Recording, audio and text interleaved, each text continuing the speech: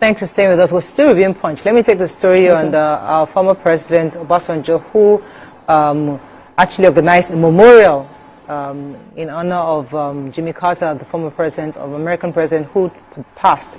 According to former President Olusegun Obasanjo on Sundays, he expressed his heartfelt tribute to the late American president Jimmy Carter, describing him as humanist par excellence. According to him, he was saying that he was the one that got Abacha to release him from detention into house arrest.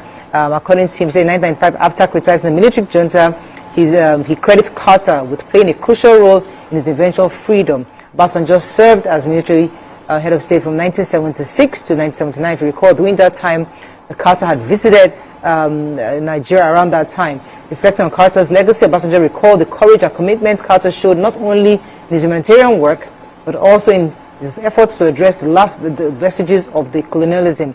So he said that he came around in 1978, and there was a visit that marked the first time a sitting U.S. president would come to Nigeria, and that led to his eventual release from prison. So he was just giving him a tribute. Oh, yeah, nice. So I have no fewer than 16 vigilantes have been reportedly killed in an airstrike in Kakinda village, Maradun local government area of Zamfara.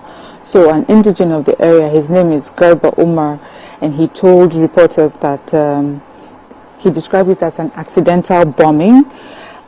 He says that vigilantes were headed to a particular village, Tungarkara, around 3:30 p.m. when they fell victim. So he said that bandits had come into this particular village to rustle cattle and to kidnap, residents, and they had rounded, they got their vigilantes together to help this village. As they approached there was the airstrike, and then they dropped a bomb. Unfortunately, according to his account, it killed the vigilante, and that was the bandits themselves had already run into the forest. So it was just the vigilantes. He said they counted 16 people, including his son, in this very sad occurrence. The paper also said that, they had tried to reach out to the military, the Air Force as well, but they didn't get any reply. But they released a statement stating that the troops of Operation Fansengyema carried out a coordinated air and ground assault in Zamfara State, neutralizing scores of bandits loyal to notorious kingpin Kachala Bello Turji, and also the Zamfara State governor confirmed both the NAF operations and the civilian casualties.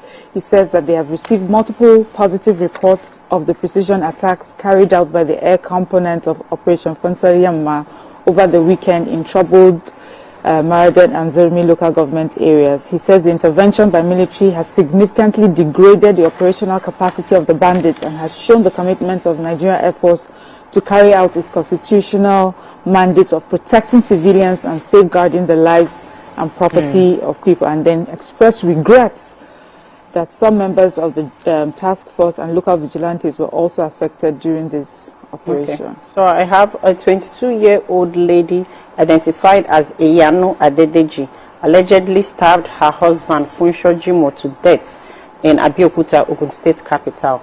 It was said that over the weekend on Sunday that the couple that's been married for 8 years and that they have 2 children got into a scuffle. The husband had accused the wife of extramarital affair, and they started fighting. And the wife used the domestic knife, the kitchen knife, to stab her husband in the chest. While she realized that he was bleeding, she quickly rushed him to the Federal Medical Center, Idiaba, where the doctor on duty confirmed him dead. She then further took herself to the police station to go and report herself to the police station to tell them what happened. She has been arrested, and investigations are underway. It's a sad story.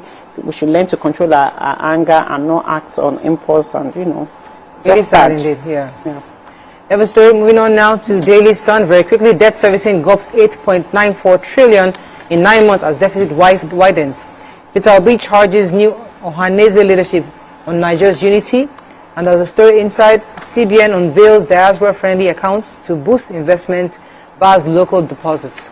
Okay, which story? I was going to take the diaspora account because it's, many Nigerians living abroad will be happy to hear this. So the CBN has unveiled 2 new financial products aimed at attracting investments from Nigerians living abroad. The non-resident Nigerian ordinary account, that's the NRNOA, and the non-resident Nigerian investment account, which is NRNIA, are designed to provide diaspora Nigerians with secure channels to manage funds and invest in Nigeria's economy. Currently, many Nigerians in diaspora use third parties. They send money to somebody, they transfer the money, put in their accounts, stuff like that. So this is a more secure way that can help and facilitate easier access for financing, also to invest in Nigeria's economy. These accounts will provide NRNs, as non-resident Nigerians, with a secure environment to manage their accounts directly, reducing their reliance on third parties, and allows them to remit foreign earnings such as salaries, dividends, and rental income to Nigerians and manage funds in both foreign and local currencies. So it makes things easier for them. So hopefully that's good news for Nigerians abroad. And that's story? Yes, as I know, in Vanguard. No. David's son, right? Son. Yes, the leader of the opposition Labour Party at the 2023 presidential flag bearer, Mr. Peter Obi, has admonished the newly elected leadership of Ahanes Ndibu, led by Senator John Azuta Mbata, to work towards peace and unity of the nation. He urged them to he urged him and the people that were elected with him to leverage their position, which shows the people's confidence in them, to strengthen the Igbo family and unite the country. He also stated that they should contribute immeasurable to ideas that would drive development, peace and progress among the people, the Igbo people, and also Nigeria, the nation as a whole. Okay. Vanguard. OPEC quota eludes Nigeria amid rising oil output. Serap drags federal government governors to ECOWAS court over misuse of Cyber Crimes Act. Christian leaders chide Tinubu for attending the Arab Islamic Summit. Emirship tussle, Bayero heads to Supreme Court. PDP crisis, fear grips secretariat staff as activities resume. Repentant bandits seek forgiveness over atrocities. And Chile, NFF begs Nigerians to support him. Okay, so I have the Emirship tussle. According to the 15th Emir of Kano, Aminu Ado Bayero, it says nobody can celebrate the victory on this issue because the matter is still pending. He has appealed. He said he had informed his lawyers to go on appeal to the Supreme Court from after the appeal court ruled that the Emir Muhammadu Sanusi II is the 16th Emir of Kano, and that he has gone on that appeal. So, which means that he stays, status quo remains until the Supreme Court judgment comes. And said that he has strong belief that the Supreme Court will reverse this because in the appeal court, 2 of the judges, you know, it takes 3 to have a panel at the appeal court, said 2 of them had been arguing. And so he doesn't see that there was quorum on the judgment, and he thinks that it should have been struck out. So he has gone to the appeal court to vary it. So, okay, go ahead. Should I? Yes. Days after the authorities in Kaduna State, in collaboration with the Office of the National Security Advisor, Nuhu Rubadu, they entered a peace pact with bandits in Birnin Gwari local government area. Many of the repentant bandits in Birnin Gwari, Emirate, Buruku, and Sabon Birnin community have sought forgiveness for atrocities that they have committed. They've also assured the governor of the state, Ubasani, and the NCA, Malo Nuhu Rubadu, that they will be law-abiding citizens in the future. They said that, and also they're asking that they've lived solitary lives all this time in the forest, and they've been isolated from normal life over a decade, and they'll be happy if the government would give them a sense of belonging, allow their children to attend schools. A Fulani elder claims to be a representative of the bandit kingpin, Jambros, and the Fulani community leader said that it was time for all Fulani leaders across the Federation to talk to their subjects and convince them to fully embrace the peace process. Now, you know, the local council boss is happy with this, and they're saying that they believe that this will bring some peace back, you know, to the community, and, you know, to make it sustainable. They'll be having meetings regularly to talk about this. But as you know, the bandits have wreaked havoc in this area. They said this particular area they had razed, all banks were razed, the post office destroyed, schools vandalized. Only the military and other security forces could remain to stop criminals from completely annexing this historic town, you know, that has carved a niche as a major gateway to the southwestern part of Nigeria. As you know, this conversation has always had like two sides. Some people don't believe that bandits should get any form of forgiveness, but some people feel that maybe that's another way forward.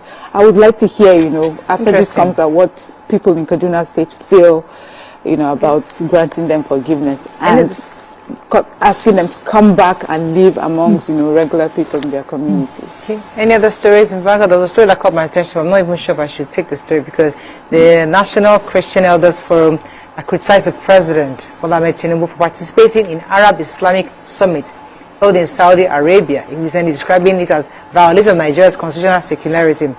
In a statement by the Deputy Governor of the Taraba State, Dr. Samuel Danjuma, he said that the Section 10 of the 1999 Constitution explicitly prohibits governments from adopting any religion as a state religion. So therefore, he said that the fact that he attended the summit is obviously preferring one religion to the other. I'm not sure how that works. It's actually an interesting conversation to have, because the truth is that he is a Muslim, and if he attends an Islamic summit, does that mean that he's representing the entire nation in that regard? It's a conversation worth having, but it's not a hot topic. And what kind of conversations do they have at this summit that we feel we're threatened by? No, because there is a Christian president. Wouldn't he go to... no, but he's a president. He's supposed to be for every religion, for everybody. But he has a personal religion too. He's also a human being. I'm just. And there are many Nigerians that are also Muslims. I don't know. It would be it's just interesting. I think for me like personally, it would be what are these conversations that I had at this summit, and how does it affect the a Nigerian, you know, the Nigerian at home, who is not a Muslim. But is he okay? And is he entitled as a person, as a Christian, to attend? Where's that one? Israel, to go to office? You know, I don't know. We'll see. Let's go on a short break. It's not our hot topic today, but I think it's a good conversation. It has different sides, so it's a good conversation. Let's go on a break. We'll be right back.